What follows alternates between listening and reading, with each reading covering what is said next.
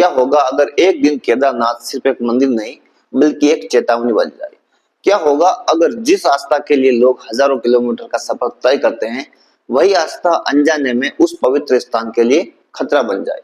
हिमालय की गोद में बसा केदारनाथ, जहां कभी केवल बर्फीली हवाओं की आवाज आती थी, जहां घंटियों की मधुर ध्वनि और हर हर महादेव की गूंज आत्मा को छू जाती थी, वही केदारनाथ आज एक ऐसे मोड़ पर खड़ा है जहां आस्था और दबाव के बीच संतुलन टूटता हुआ दिखाई दे रहा है।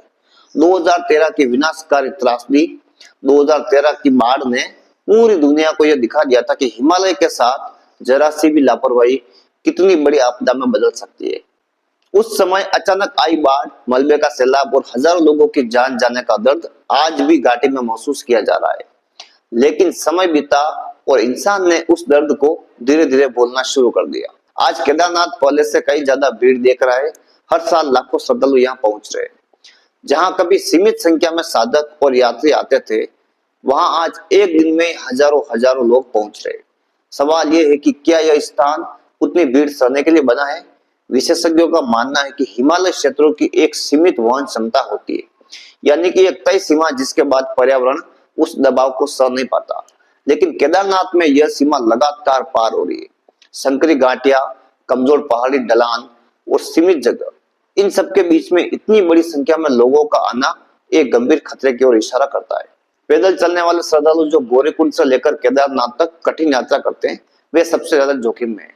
रास्ते संकरे हैं, कई जगहों पर फिसलन है, अचानक मौसम बदल जाता है और जब उसी रास्ते पर हजारों लोग एक साथ आगे बढ़ते हैं तो भगदड़, गिरने या फिसलने का खतरा कई गुना बढ़ जाता है। घोड़े, खच्चर, पालकी, पैदल यात्री सब एक ही ट्रैक पर चलते हैं, जिससे दुर्घटना की संभावना और भी बढ़ जाती है। कई बार ऑक्सीजन की कमी, थकान और ऊंचाई का असर भी लोगों पर पड़ता है।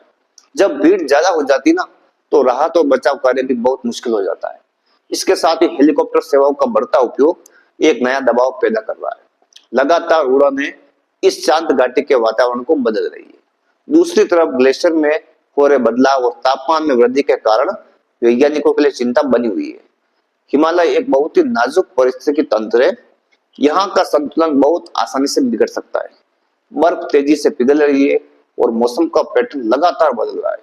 आने वाले समय में किसी बड़ी आपदा का संकेत हो सकता है। इन सबके बीच में एक और बड़ी समस्या है प्रदूषण। प्लास्टिक की बोतलें, खाने के रेपर, कचरा, जो इस पवित्र स्थान की पवित्रता को धीरे धीरे खत्म कर रहा है। जहाँ कभी साधु संत ध्यान और तपस्या करते थे, वहां अब कई जगहों पर कचरे के ढेर दिखाई देने लगे। नदी के किनारे, रास्तों के आसपास और पहाड़ों पर यह कचरा न केवल वातावरण को नुकसान पहुंचा रहा बल्कि जल स्रोतों को भी प्रदूषित कर रहा है। और जब पानी ही प्रदूषित हो जाएगा तो जीवन कैसे बचेगा? केदारनाथ केवल एक मंदिर नहीं है, एक शांति, एक अनुभव है, एक आध्यात्मिक ऊर्जा है। लेकिन जब वहां शोर, भीड़ और अव्यवस्था बढ़ जाती है तो यह अनुभव भी प्रभावित होता है। लोग जल्दी जल्दी दर्शन कर निकल जाते हैं, उन्हें वो सुकून नहीं मिल पाता जिसके लिए वो यहाँ आते हैं। अब बात हो रही है और अधिक विकास की, बेहतर सड़कें, बड़ी सुविधाएं और यहाँ तक कि रेल कनेक्टिविटी की योजनाएं।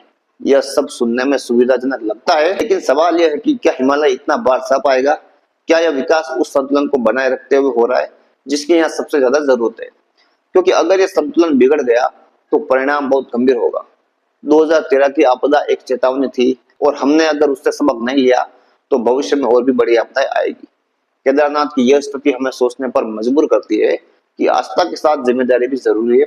अगर हम सच में इस पवित्र स्थान से प्रेम करते हैं तो हमें इसे बचाने के लिए कदम उठाने होंगे।